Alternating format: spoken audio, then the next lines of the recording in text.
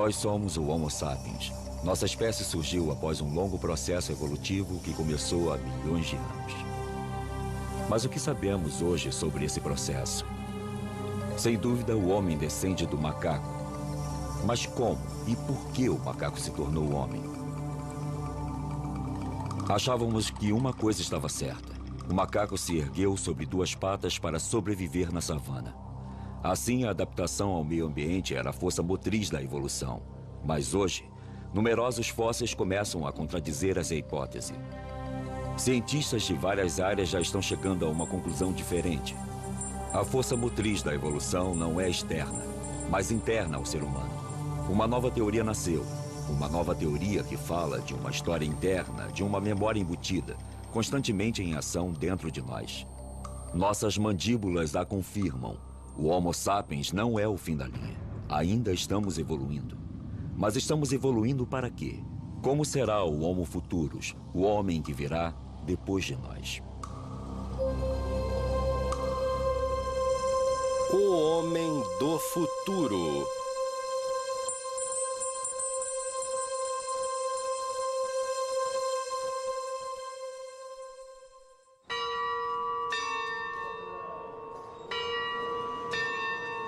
Nos últimos 20 anos, o número de fósseis encontrados triplicou. E o que revelam abala nossas convicções. A paleoantropologia está em polvorosa e toda reunião de especialistas acaba em um debate acalorado. Ao nosso redor conheciam o que nós chamamos de avaliação feita pelos pares. A teoria de que os macacos ficaram eretos em duas patas para se adaptar à savana está cada vez mais enfrentando fatos contraditórios. Todas as tendências apontam claramente para uma região talvez toda de floresta, no princípio, mas não simplesmente de floresta. Talvez um mosaico com grandes espaços abertos e também espaços de floresta. O aumento do número de descobertas torna o assunto confuso. Elas modificam o cenário e nos forçam a reconsiderar questões fundamentais. De onde nós viemos? Para onde nós vamos? Quem somos nós? Qual é a definição de vocês para a taxonomia hominídea? Para vocês, o que são características derivadas? Por hominídea, quero dizer o ramo humano, porque isso pode ser debatido. Temos colegas que também põem os chimpanzés e os gorilas no grupo hominídeo. As cavernas de Stegfontein são um dos sítios pré-históricos mais prolíficos da Terra. Aqui, em 1997, Ron Clark descobriu um dos fósseis que sacudiu as teorias estabelecidas. A 12 metros de profundidade, no fundo desta caverna, havia um esqueleto intacto de um ancestral distante que se transformou em pedra com o tempo. Esse indivíduo era um australopiteco, tem uns 3.300.000 anos.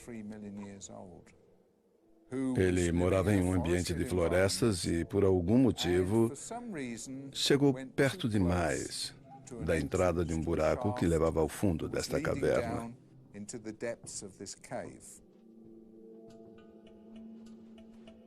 E ele não conseguiu sair. Ele pode ter sobrevivido aqui por muito tempo, até que morreu de fome. Littlefoot é o primeiro fóssil completo de um australopiteco jamais descoberto. É mais do que um macaco, mas ainda não é humano. A estrutura de seu esqueleto permitiu que os especialistas confirmassem que já ficava ereto, mas o formato de seu pé causou sensação, porque é muito mais adaptado à vida nas árvores do que na savana. O pé indica que o dedão do pé era como um polegar. Eu quero dizer, ele podia se mover um pouco para longe dos outros dedos. Ele podia fazer assim. E isso também seria útil para ajudar o indivíduo a subir em árvores. Considerado um dos pioneiros da paleontologia moderna, Philip Tobias dirigiu pessoalmente as escavações em Stegfontein por mais de um quarto de século. Para ele, o pé de Littlefoot está longe de ser a única prova de que o australopiteco vivia principalmente na floresta. Se a gente olhar para todas as provas dos restos de animais, dos restos de plantas e dos hominídeos dos sítios do sul da África, do leste da África, eles apontam para um bioma uma massa viva de criaturas, plantas e animais que não estavam ajustados à savana, não estavam adaptados a ela. Ao contrário, percebemos que são criaturas, tanto as plantas quanto os animais, que seriam bem adaptadas à vida de uma floresta. Assim, nossos ancestrais já ficavam de pé sobre duas pernas enquanto ainda viviam na floresta. Ninguém teria imaginado que isso fosse possível, porque esse fato crucial destruiria a hipótese que dominou as ideias sobre a humanização durante quase 30 anos. Por 30 anos, o Vale da Fenda, no leste da África, foi considerado o criador da humanidade, pois lá foi encontrado o maior número de fósseis de australopitecos. Foi lá que Donald John Hanson e Yves Coppens descobriram Lucy em 1974. Na época, ela era nosso ancestral ereto mais antigo. A East Side Story, ou hipótese da savana, se tornou viável na teoria. Ela afirmava que uma divisão no Grande Vale da Fenda separou os grandes macacos em dois grupos. Um ficou no oeste, na floresta, mas no leste o outro grupo teve que se adaptar ao novo ambiente, a savana. Para sobreviver e avistar os predadores, esses macacos tinham que se erguer para enxergar acima do mato alto. Essa hipótese atraente dizia que a evolução era motivada pela adaptação ao ambiente, mas descobertas recentes a puseram completamente em dúvida. A hipótese da savana, que foi sustentada por todo este tempo, ela é do meu tempo de estudante. Está morta. A hipótese da savana está ultrapassada. Abra a janela e jogue a tal hipótese da savana fora. Ela já não é mais sustentável. Daí, se essa não é mais a razão pela qual ficamos de pé, se ela não explica isso, em que pé estamos? Nós voltamos à estaca zero.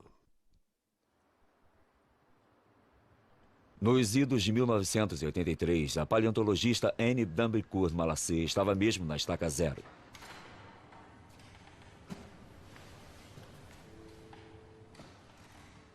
Como muitos de seus colegas, ela resolveu escrever sua dissertação sobre a evolução dos maxilares em nossos ancestrais fossilizados.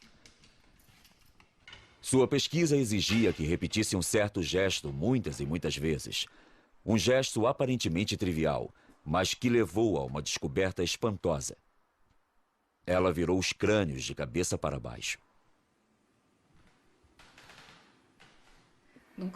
Quando colocamos o maxilar de volta em seu lugar no crânio, assim, viramos o crânio e tentamos fazer uma comparação. Desta vez não dos maxilares, mas da base dos fósseis de um chimpanzé jovem, de um neandertal jovem e de um sapiens jovem. Ao virar os crânios, ela acabou percebendo que o que mudava do macaco para o homem não era apenas as proporções cranianas. Os crânios deviam ser vistos como estruturas móveis que chegavam a um novo equilíbrio ao evoluírem de uma espécie para outra. E a chave desse equilíbrio está por baixo. A novidade aqui foi perceber que, se a forma da mandíbula mudava, a forma da face mudava também. E isso se deve, antes de mais nada, a uma mudança na posição dos ossos da base. Ela não sabia na época, mas uma ortodontista tinha reparado na mesma coisa. Quando uma criança sofre um desalinhamento nos dentes, o responsável é o desenvolvimento do crânio inteiro. Você atende adultos também? Não, eu só trato crianças. Ao colocar nas crianças aparelhos dentais que fazem pressão diretamente na base do crânio, Marie-Joseph Deyer consegue recuperar o equilíbrio e tem muito mais sucesso do que simplesmente alinhando os dentes.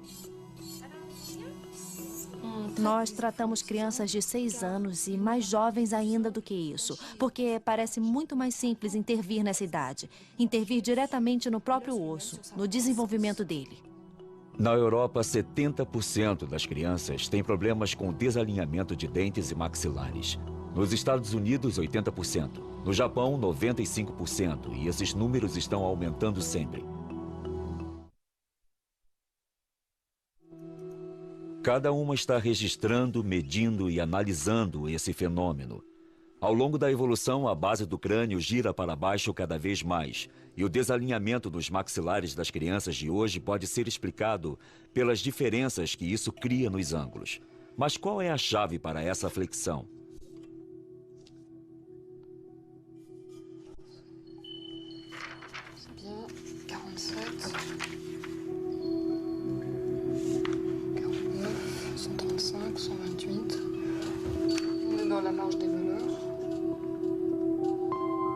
As duas chegaram à mesma conclusão.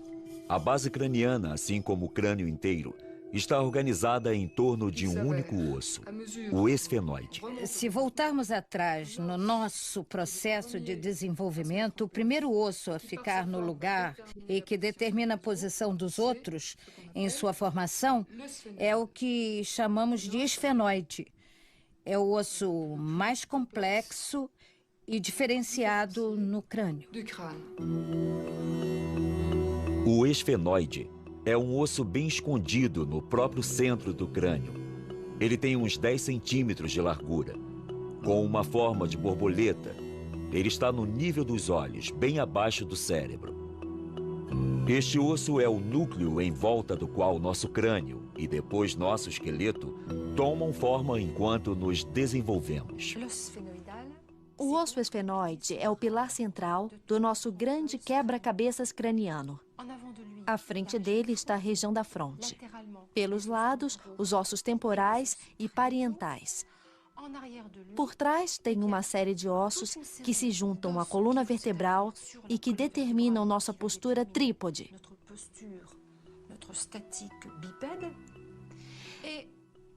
E tem uma articulação principal que une o esfenoide ao occipital. Essas articulações atuam no ato de mastigar. Elas se movem e absorvem toda a pressão, não só da mastigação, como do bipedalismo. Mesmo que tudo isto pareça sólido, a construção de cada osso obedece à mecânica de fluidos. Então, não temos simplesmente um bloco de ossos. O que temos é um quebra-cabeças que realmente vive, é dinâmico e se mexe. O esfenoide é a chave. A forma desse osso evoluiu durante milhões de anos. E a cada vez que se dobrou, levou ao aparecimento de uma nova espécie da família hominídea. O extraordinário é que o esfenoide mudou de forma 5 vezes em 70 milhões de anos, curvando-se um pouco mais para baixo a cada vez. Como podemos explicar a repetição desse fenômeno em intervalos de milhões de anos? Pela primeira vez, uma tendência única salta aos olhos.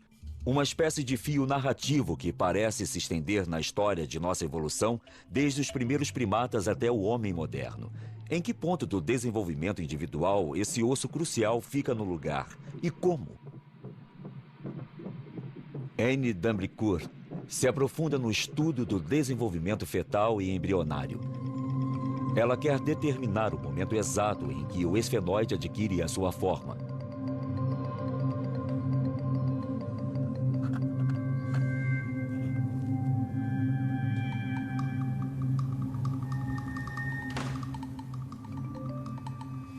Ao examinar desde o período fetal e lendo tudo o que se escreveu, descreveu e publicou sobre isso e sobre a flexão da base, eu consegui localizar o momento em que o crânio se forma, em que a base craniana se forma.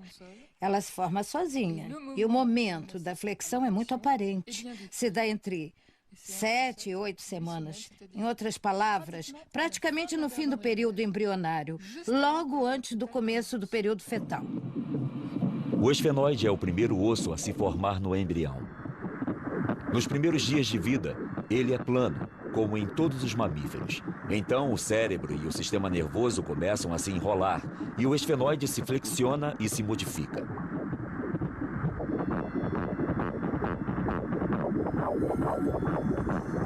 Estudando o desenvolvimento desse osso em diferentes espécies de primatas, Anne Dambricourt descobriu exatamente a mesma flexão, ainda que bem menor em outras espécies do que no homem.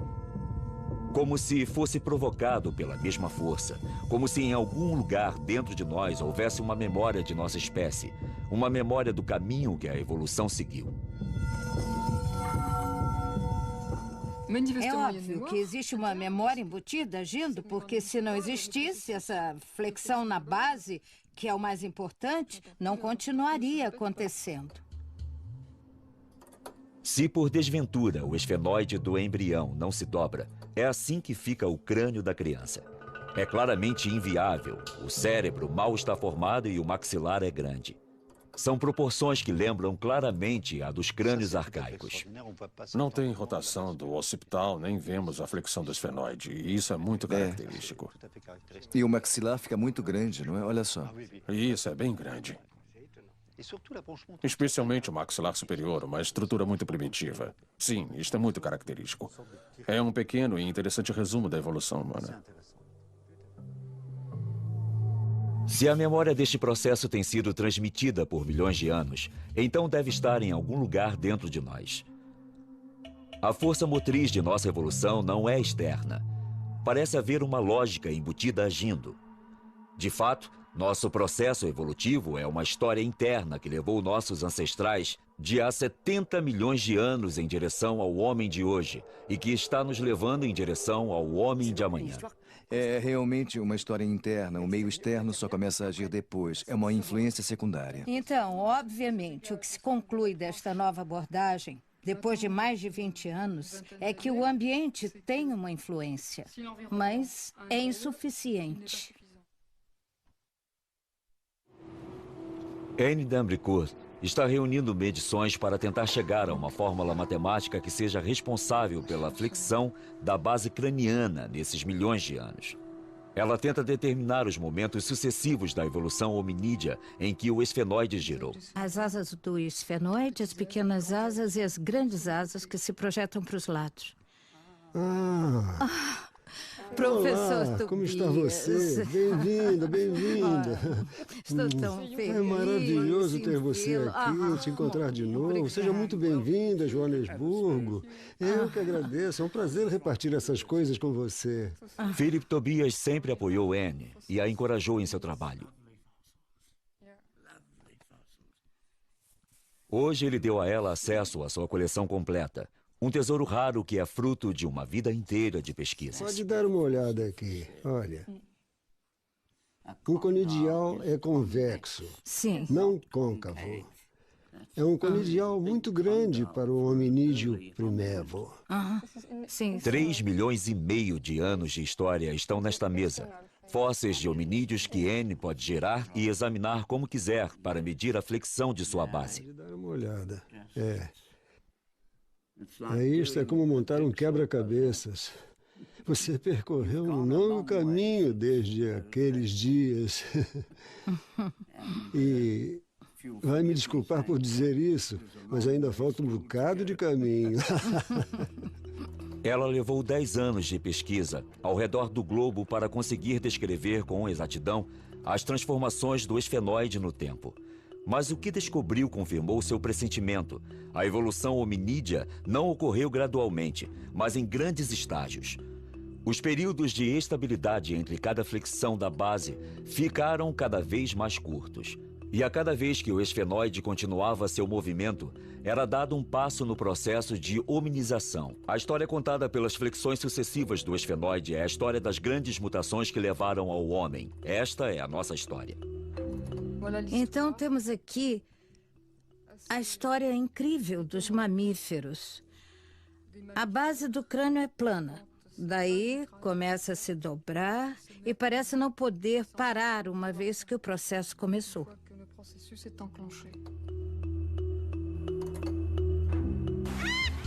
Esta história começou há 60 milhões de anos. As florestas de todo o planeta estavam cheias de proscímios, nossos ancestrais mais antigos. Esses lêmures de Madagascar são os últimos sobreviventes modernos dessas espécies. Eles são os primeiros personagens principais dessa história. Mas seu esfenoide ainda não se dobrou. Dá para ver que a base é muito comprida e plana. Esses proscímios já têm algo em comum conosco. Uma versão rudimentar da nossa mão, o polegar, que milhões de anos mais tarde se tornaria indispensável ao homem.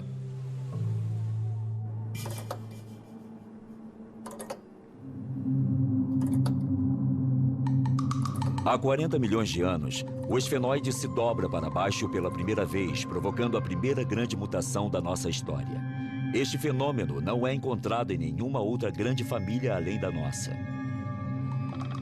O que se vê imediatamente é que o crânio não é mais plano. Nos símios, existe uma ligeira flexão na base.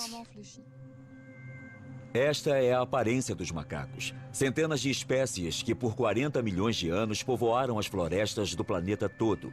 Essa mutação, como as que vieram depois, deu origem a novas capacidades. E com ela, os olhos mudaram totalmente de posição para ficarem bem de frente. Isso possibilitou a visão estereoscópica. Esse é um ponto crucial. O tempo parece se contrair. As grandes mutações da hominização começam a ocorrer cada vez mais juntas, como se um relógio interno tivesse começado a andar cada vez mais depressa. Pode-se observar que, pela segunda vez, ocorre uma deformação no esfenoide. O crânio inteiro se desenvolve em torno de uma base que está mais dobrada. O cérebro se torna mais complexo, o rosto menos prognato. Esta é a aparência dos grandes macacos. Eles também ocupam o planeta todo. Havia dúzias de espécies, mas apenas 4 sobreviveram até a era moderna. Os chimpanzés, os gorilas, os orangotangos e os bonobos. Hoje são nossos primos vivos mais próximos. Compartilhamos mais de 98% de nossos genes com eles. A flexão de seu esfenoide permitiu que um cérebro mais complexo se desenvolvesse. Eles usam ferramentas, pensamento estratégico e mostram sinais de consciência, além de um certo senso de humor. Aí pode ter sido o início de que as primeiras demonstrações rudimentares de que uma propensão ou uma capacidade cultural anunciavam sua presença.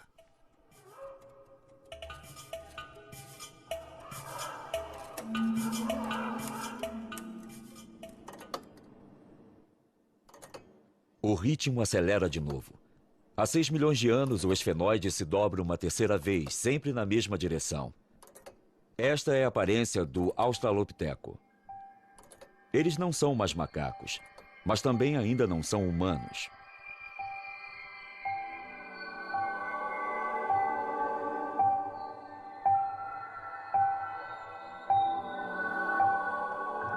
Eles nunca apoiavam o peso nos membros dianteiros, diferentemente dos grandes macacos. Já tinham uma certa verticalidade, embora não como nós. A base de sustentação deles era diferente da nossa, então eles ainda não ficavam muito firmes e, quando caminhavam, ainda não tinham o senso de balanço bípede do homem moderno.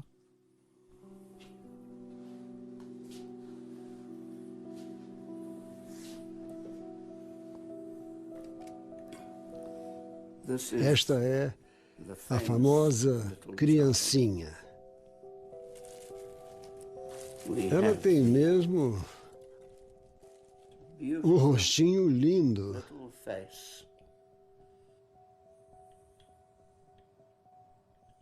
Uma articulação perfeita.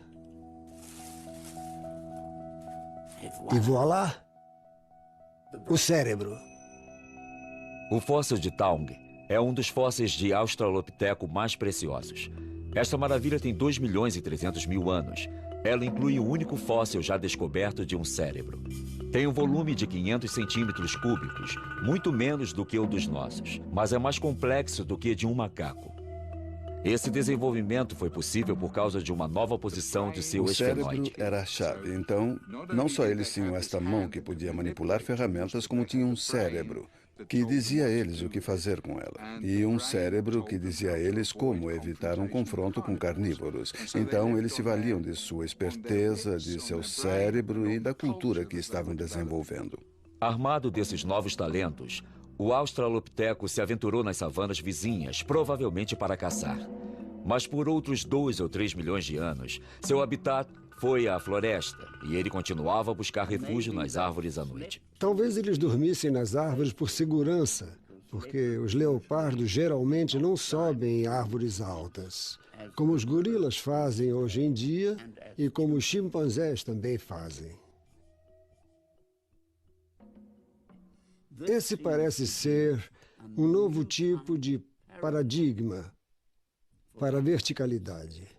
Então, antes de descer para a Terra, talvez você já estivesse um pouco vertical, ereto, e desenvolvesse novos traços hominídeos que permitiam a verticalidade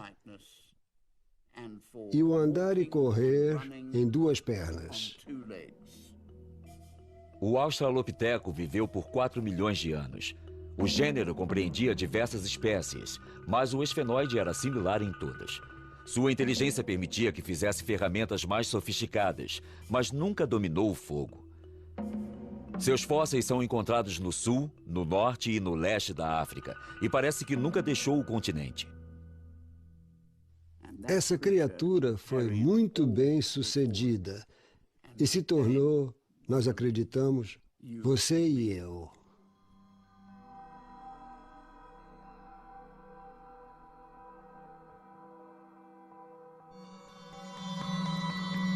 Há 2 milhões de anos, houve uma quarta contração do tempo.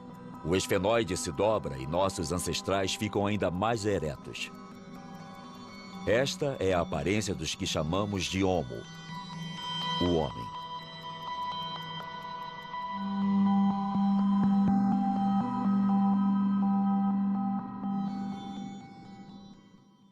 Sua pelve é diferente. As proporções de seus membros são diferentes. O homem é um caminhante, um corredor.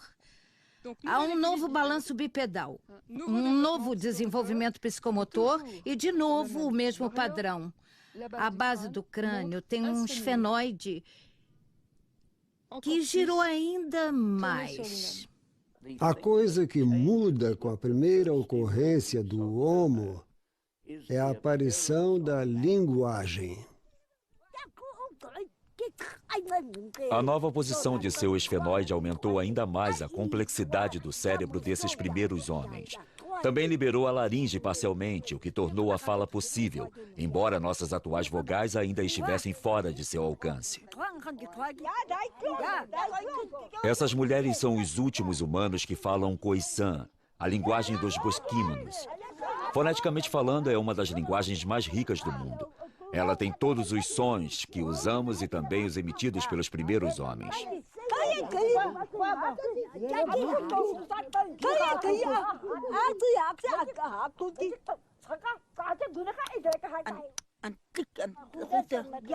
Tem um leque completo de estalos altamente desenvolvidos feitos com a língua e a boca, que substituíam as vogais na época. Tem o estalo dental, o estalo lateral, o do palato superior, o palatal, e o bilabial, específico apenas desta língua.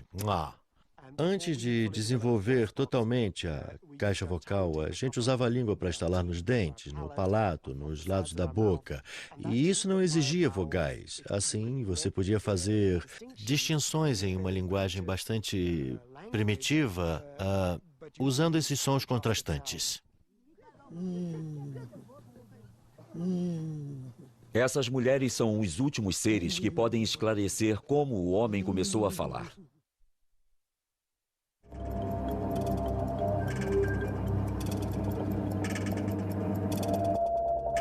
Há 160 mil anos, o relógio tocou de novo. O esfenoide se dobra uma quinta vez.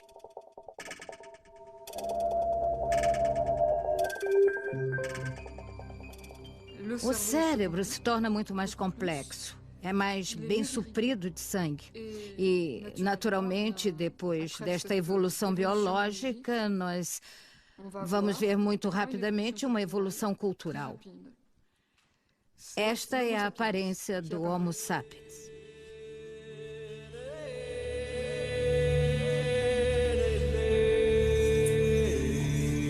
É o advento do pensamento abstrato.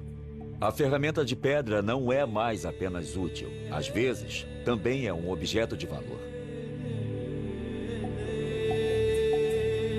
A arte começa a aparecer em superfícies de pedra ao redor do mundo. A pergunta é: este foi o primeiro rudimento da escrita? Isso nos aconteceu muito recentemente, mas acredito que eles falavam nisso muito tempo antes de começarem a fazer mesmo.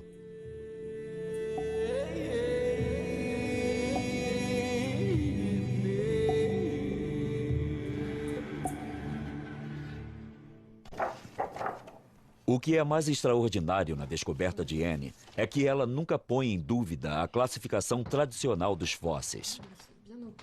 Pelo contrário, o ângulo formado pela base do crânio se torna um critério mensurável para determinar a espécie do fóssil. Por exemplo, isso permite responder à questão levantada por Toumai, um crânio fóssil com mais de 6 milhões de anos e considerado como um membro mais antigo da família humana. Então, Toumai é um australopiteco ou ainda é um macaco? Anne só tem acesso aos moldes e às fotos de Toumai, mas ela consegue fazer medições e comparar os ângulos da sua base craniana com os dos fósseis que estudou. Esta base é comprida demais para um hominídeo. É um macaco deformado. Até o momento, com estes elementos, nada nos leva a crer que seja um hominídeo. Esta nova versão de nossa história também resolve alguns dos enigmas que as teorias anteriores tinham cada vez mais dificuldade em esclarecer. Um desses enigmas é como o homem populou a Terra. Sabemos que o Homo apareceu na África há 2 milhões de anos e que a deixou para colonizar o mundo. As teorias clássicas dizem que a evolução para o Homo sapiens ocorreu novamente na África há 170 mil anos. Então o sapiens teria tido de deixar o continente uma segunda vez para repopular o mundo, e outras espécies teriam tido que desaparecer misteriosamente. Este fóssil não é mais de um Homo erectus, é muito moderno. Ainda assim, toda a parte superior do rosto, a abóboda e tudo que constitui o cérebro deste feto, da criança e do adulto, ainda é arcaico. A estrutura frontal também é arcaica. Vejam só isso aqui. Isso fica bem claro no formato da parte posterior. Ela é bem arcaica, pouco arredondada. Também acho que é uma indicação bastante clara. Não só por essa forma, mas também por este ângulo. Aqui temos 2 precursores do homem moderno, porque o homem continuou a evoluir depois de emigrar e de se estabelecer em diferentes regiões do planeta. Isso explica a existência dos Dalis na Ásia e dos Neandertais em outros lugares. Existem 2 histórias diferentes.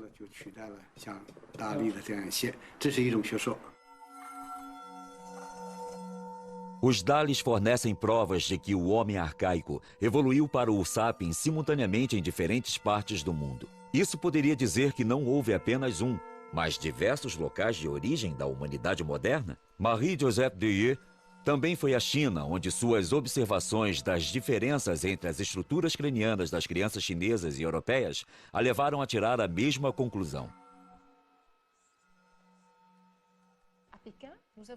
Em Pequim, vimos crianças mais velhas que pareciam ter a mesma malformação, mas foram tratadas em tempo recorde. Isso não pode ser explicado pelos aparelhos e procedimentos usados. É mais provável que haja alguma diferença na estrutura e no desenvolvimento do crânio que as torna mais fáceis de tratar.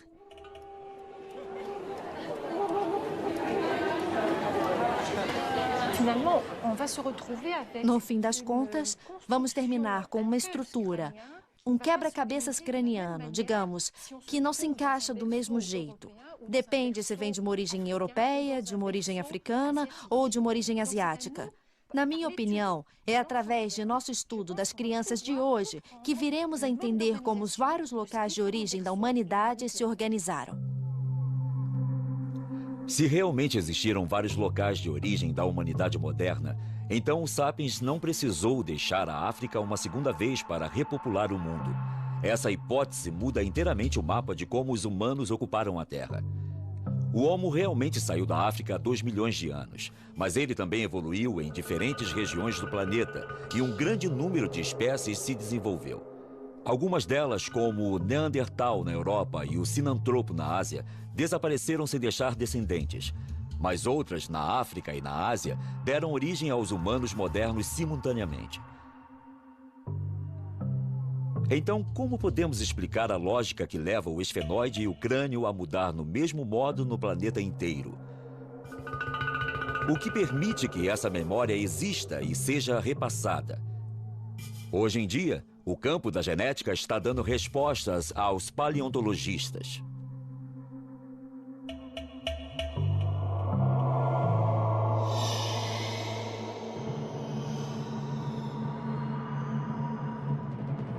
Existe uma causa recorrente e essa causa é genética. Quer dizer que está programada, é hereditária. Podemos localizá-la, está gravada, é interna, é transmissível. Está claro que a estrutura do cérebro e as contrações faciais são, sem dúvida, controladas por genes reguladores ou genes arquitetos. São genes OXs ou genes homeoboxes, como são chamados, que são genes que regulam e controlam o desenvolvimento embrionário individual. Este é o axolotl, uma pequena salamandra aquática encontrada no México. Esta criatura permitiu que os cientistas elucidassem o papel dos genes reguladores. Ao injetar um hormônio que estimula um determinado gene desse tipo, o desenvolvimento do axolotl pode ser significativamente alterado. Em poucos dias, as guelras dos 2 lados da cabeça começam a encolher. Encolhem cada vez mais e desaparecem.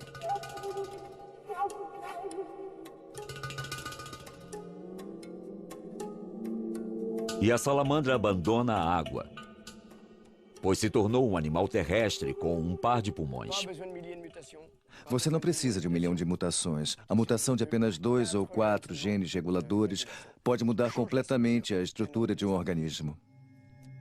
Assim, a mutação de uns poucos genes é o bastante para explicar as dramáticas diferenças morfológicas que nos separam dos macacos, embora compartilhemos 98% de nossos genes.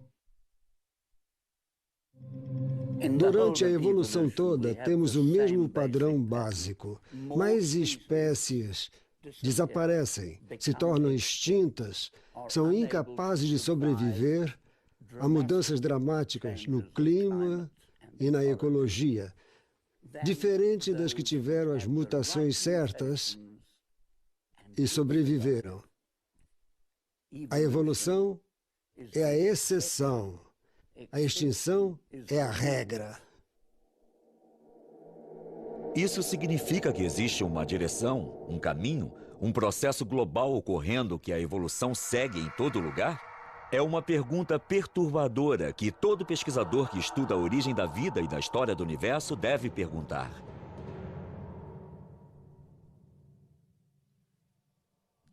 Estou convencido de que a história da vida se deu do mesmo modo como a simples matéria inerte evoluiu para a mais complicada. A melhor prova que temos é que todos os fósseis dos primeiros 3 bilhões de anos são unicelulares. E que temos que esperar até o 4º bilhão para achar fósseis pluricelulares. Criaturas vivas que eram multicelulares. E a regra geral do nosso universo está escrita tanto na terra quanto no céu, na história da vida e na história do homem. Portanto, há regras gerais, como a da complexidade crescente que regula o universo, a matéria e a vida. São leis que operam no meio das mudanças e que determinam a história humana, assim como a do nosso universo.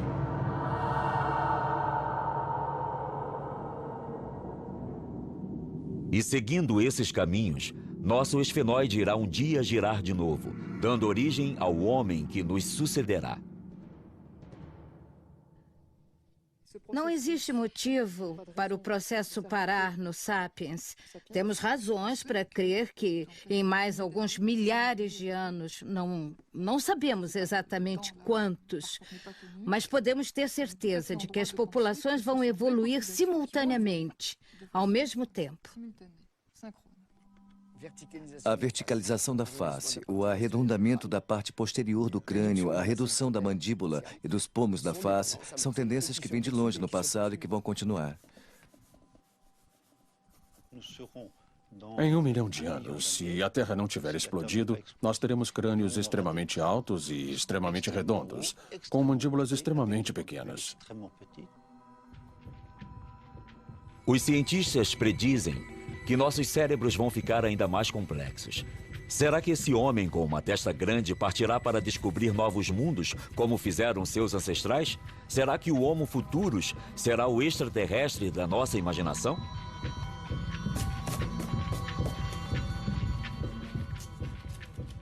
Podemos também imaginar um monte de aparelhos eletrônicos que serão colocados na nossa pele, por baixo da pele, dentro dos nossos órgãos, junto de nossos órgãos ou que os substituirão.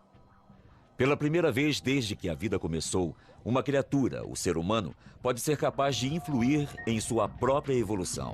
Com o poder que a ciência deu ao homem para intervir no âmago de suas próprias células, ele tentará dirigir o rumo de sua história interna? O Sapiens dará ao Homo Futurus tempo suficiente para sucedê-lo?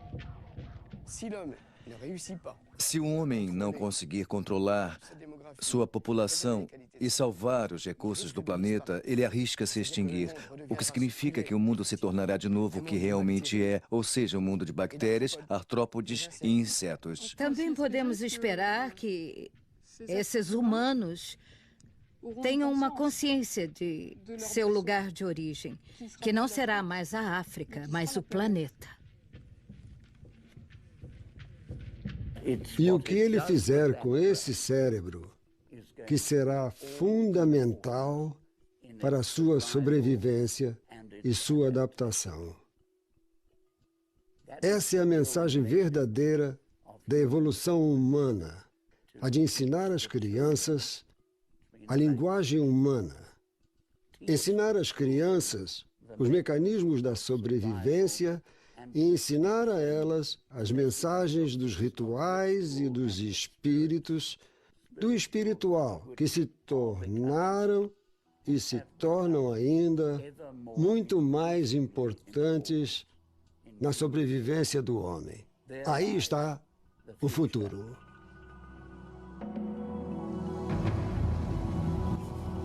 Nós somos sapiens. Somos as primeiras criaturas com um cérebro complexo bastante para estudar a história de nossa evolução. Somos capazes de tentar penetrar seu significado. Ainda assim, seremos suficientemente desenvolvidos para fazer isso? Ou continuaremos a nos chocar com obstáculos que o Homo Futurus vai facilmente ultrapassar?